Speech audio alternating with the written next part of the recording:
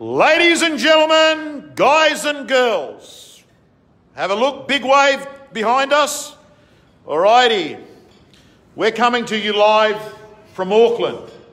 This is in fact the Professionals National Conference in New Zealand, and this session we're having is the VIP High Performers session. Tomorrow we're going to be in the big auditorium talking to, how many agents, Mike? 350? 300? Okay. So guys and girls, I'm going to talk to you about a very important topic. And at the moment, the number one topic that the group behind me has asked to cover is negotiation. So get your pens out, and you too, get your pens and pads out. I'm going to give you some of the hottest tips in negotiation at the moment. Number one, guys and girls, understand in real estate, there's only two things that you bring to the table, and that's resources to attract more buyers to a property. And once you've got the resources to attract more buyers to a property, what you bring is negotiation to get top dollar from the best buyer. So there's only two things you bring to the table: resources to attract more buyers, which is your marketing, and negotiation. Now, in real estate, if you are not a deal maker, you're an order taker, you're a dinosaur. You're going to get smashed in this marketplace. And the reason you're going to get smashed in this marketplace is that in most of Australia and most of New Zealand now, we're seeing that the marketplace has changed and there is no urgency in buyers. You've got to create the urgency. So what I'm going to do is tell you, here are half a dozen of things that you can do to create urgency. Number one, when you have a second inspection on a property, what you do is you make sure that when you take the buyer back to the property, you organise to have other buyers at the property. You got a second inspection at 4 o'clock, you organise to have buyers there at 4:15. Why? Because what happens is the buyer sees that there are other people interested in the property, and you've got to create social proof. The two most important psychological factors in negotiation are social proof, other people want it, and scarcity, someone might take it from me. So, organising an appointment with another buyer there is critical. The second thing you need to do is the following, and that is, don't be desperate. You see, when you're desperate and needy, people can smell the desperation coming out of your mouth. They can smell the bullshit coming out of your mouth. And they don't want to deal with someone that has got commission breath. So how don't you get desperate in real estate in 2019?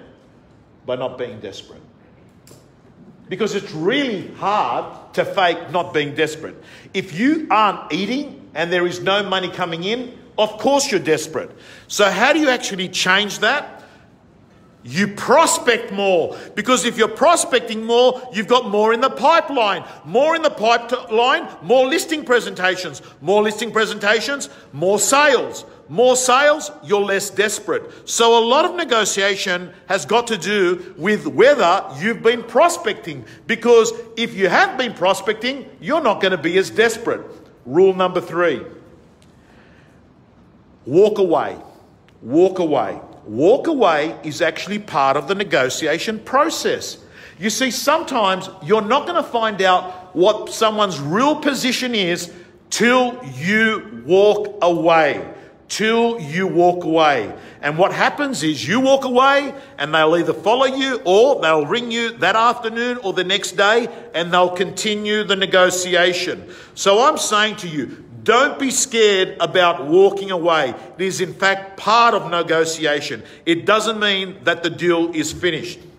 The next thing on negotiation that I think is very useful, don't assume who the decision maker is.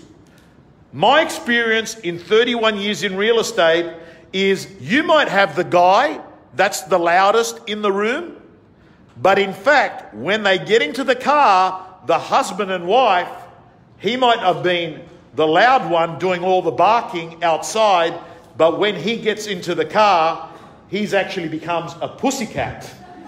And my experience is that really the female may be the decision maker. So don't sit there and keep eye contact and be engaged with only one person. Understand that the decision maker might not be the person you think it is. Another bit on negotiation that I think is important is this: care, but don't care too much.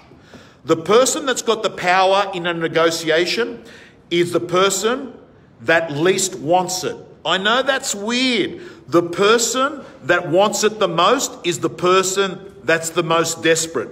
That's why in the book by Cohen on negotiation, which is a very good book, Cohen, C-O-H-E-N, on how to become a world-class negotiator, he says care, but not too much. Right? That doesn't mean being arrogant, but that means being detached. The last bit of negotiation I'm going to give you is if you want to get a buyer up, the best chance at getting a buyer up is at the first offer, where your response should be something like this: thank you for that offer. It's unlikely to get accepted. If it wasn't accepted, what would your next offer be? You have a higher chance at getting an increase there and then at the first offer, because what you've got to do is manage the expectation of the buyer that it is unlikely that they're going to get that offer accepted. Because if you give them hope and you come back and you haven't got it accepted, they're going to think to themselves, shit, I'll only go up another 1,000. Or by then, they've got their uncle who's a butcher that's actually come in and giving them advice. So guys and girls, do me a favor. If you found this short 7-minute video on negotiation useful, please share it with someone. I look forward to seeing you back in Australia on Friday night, and I'm really looking forward to having an incredible conference here with the professionals in New Zealand. Thank you so much.